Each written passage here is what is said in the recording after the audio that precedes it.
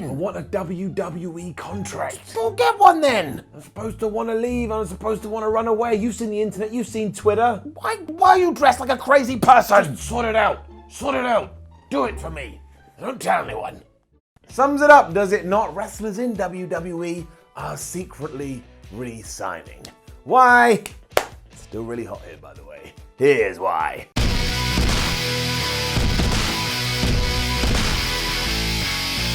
So, some news for you. Within the last week or so, it has been strongly rumoured that Jinder Mahal, Mojo Rawley and Micah Maria Kanellis have re-signed with WWE for 5 years and for a lot of money. And this ties into some of the things we've been hearing about the company's strategy going forward. For example, Rhino came out in an interview and he said that he'd been offered the big bucks as well to hang around for a long time, even though that mostly that was going to be passing on his experience to the younger generations of wrestlers. He doesn't want to do that. He still wants to go out there and gore some fools, so he turned them down. And as we're slowly finding out, that's not true for everybody. The odd thing is, not a lot of people are shouting about it. Now, you don't have to, each to your own. You choose how you want to live your life. And I remember back in the day, when any kind of performer re-signed with WWE, there was quite a big deal made about it. Sometimes it even got put on WWE.com. Today, though, we are eking it out very quietly, which is surprising some people out there in the land of social media, because they assumed and they presumed that the entire roster in WWE wanted to get out of there as quickly as possible because they weren't happy with their position within the structure of the promotion. I would guess that clearly isn't the case. Before we do go anywhere, let me just underline that I think this is great for everyone. Sometimes you can say something and it gets misconstrued because that kind of ties into the vibe that is out there at the moment when it comes to WWE. Because yes, the hardcore fan can see ratings going down and they can see attendance is struggling, they can see the product can't really find its way, and it does look a bit all doom and gloom. These are all perfectly acceptable opinions, and I still completely believe that behind the curtain, with the powers that be, they are also scrambling to try and stop this downward trend. Of course they are. It's their business. They don't want to run it into the ground. They ain't crazy people, I hope. It also ties into those Twitter rants that Seth Rollins went on recently, and loads of people couldn't believe that he was coming out with so much vitriol and defending his company with so much vigor, because for so long it has been AEW versus WWE, and the environment has told us that AEW is amazing and that WWE is going to explode. Now, the latter isn't true in any sense, but there has been a turning of the tide. I mean, AEW was able to sell out All Out really quickly, whereas WWE struggled with Stomping Ground so much they couldn't fill an arena despite giving away tickets.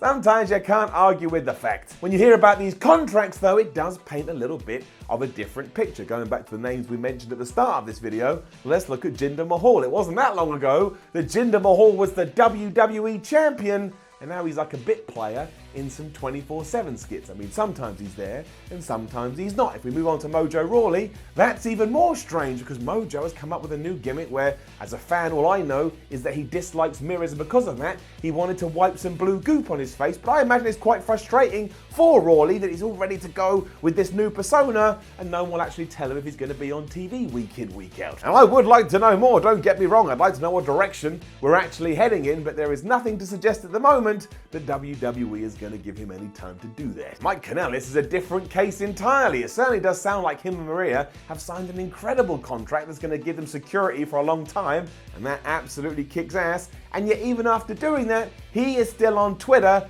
giving WWE a bashing. I mean, only a few days ago, he was calling them out for putting Jake Maverick, the 205 Live GM, on Raw, but not doing the same for the wrestlers that are busting their ass each and every day. And Drake Maverick responded to that, and he seemed legitimately pissed off too. Now, I may be getting worked, and I'm alright with that, because I think sometimes we forget it is wrestling, and if you are able to work me, you get 2 thumbs up.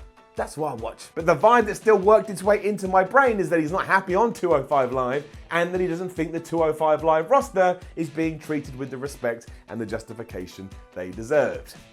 And yet he still signed that deal. Again, not that that's a problem, but it doesn't really sound like someone who is satisfied with their lot. Nor do you have to either. By the way, Mike Kanellis is just an employee when you break it all down. And like any of us, if you are on a job and you have grievances and you have hopes and dreams and none of that is really coming together, you are allowed to air your opinion. But to re-sign and still do all of that, well, that's a little bit more strange, especially when in the world outside of WWE, the wrestling bubble that continues to grow, there certainly seems to be a lot of new and exciting opportunities. So clearly there is still an allure when it comes to WWE, even if those people don't want to say it publicly. And again, I understand. I know it's only a small portion of the audience, but when all these stories did break, there was a lot of confusion because everybody involved apparently, again, wasn't happy with their standing. Really, it's twofold. The first is that classic old stereotype that you can't get into the game unless you're on the bench. And to be on the bench, you do need to sign a contract with WWE. And that is especially true for somebody like Mahal. Never forget,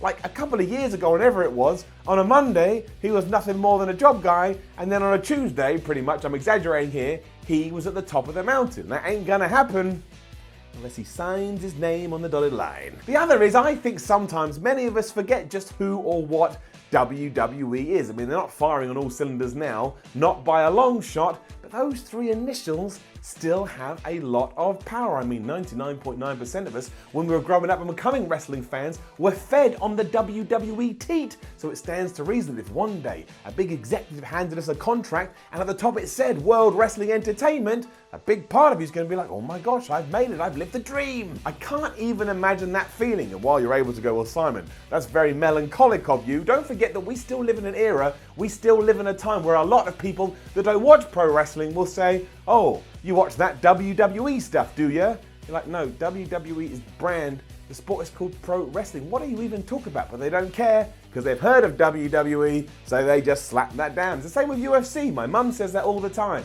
You're not still watching that UFC stuff, are you? Like, does that mean I can go watch Bellator? You're being ridiculous, mother. And that doesn't mean that it sucks to sign for All Elite Wrestling before you go crazy in the comments. In many ways, that's even more exciting because it's a brand new company who right now can absolutely do no wrong. I mean, Fyter Fest is happening the weekend that I'm recording this, and I can't wait to see it because I have so many questions. Also, look at that roster. It's a roster to die for. But the point is, I don't need to tell you that right now because you already know, whereas the aura around WWE has started to take a bit of a hit. But that doesn't undo 20, 30, 40 years or whatever of building itself up into that position to begin with. And people remember that. People get excited. This also begs the question about who this relates to. We go back to Seth Rollins. He's clearly in for the long haul. He clearly loves it there. But what about someone like Apollo Crews? What about someone like Cesaro? What about someone like EC3? No, wait, scratch that last one. He definitely wants to get out of there. He is being treated worse than a potato. He would run out of there as soon as that door was opened. But maybe this mass exodus that we keep hearing about wouldn't actually be as big as we'd all been led to believe. Below the radar performers, or at least some of them, do seem very content and very happy with their lot. And on top of that, they're about to make a shib ton of money for hanging around. You can't get mad at that. You can't get mad at someone for wanting to make a lot of cash and give themselves some security. But by the same token, I can understand why they're keeping a bit quiet about it.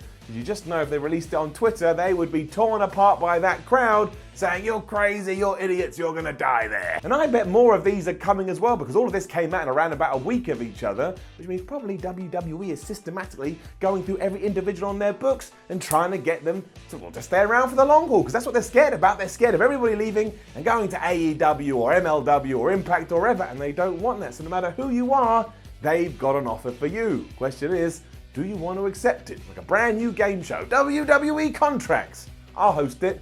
I think it'd be quite good. Put yourself in their shoes too and remember what you've seen on social media recently. Would you tweet it out? Would you tweet out that you've decided to re-sign with WWE? I bet you wouldn't because you know the crazy bullets are coming your way. I mean, again, look at the man that likes to burn things down. He did that recently and admittedly he didn't do it very well, but he tried. And it was absolutely the wrong move to make. And hopefully now he's just quieting down. I mean, I respect the fact that he wants to defend his company and that he's damn good and maybe he doesn't feel like he's getting the plaudits he deserves.